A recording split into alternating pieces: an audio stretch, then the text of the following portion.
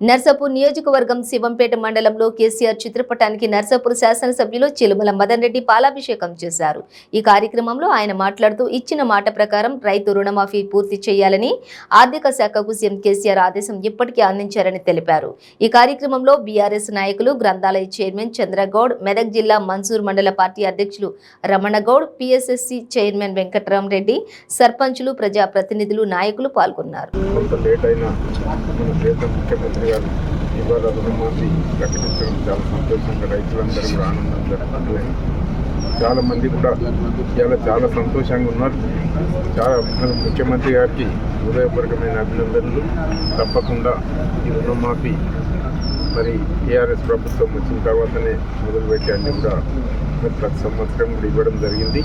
ఈ సంవత్సరం మరి ఇప్పుడు ఇవాళ ప్రకటన చేయడం చాలా సంతోషంగా ఉన్నది.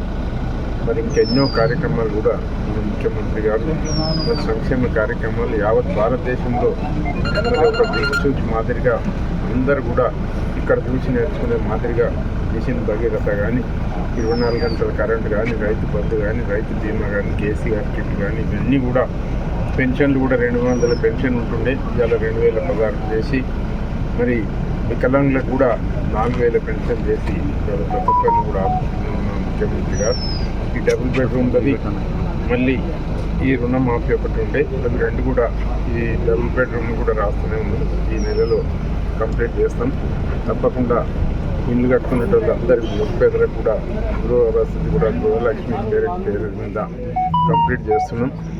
ఇదే మరి రుణమాఫీ కూడా వచ్చే నెల 15వ తారీఖు వరకల్లా పూర్తి చేస్తానని కూడా హామీ ఇవ్వడం జరిగింది.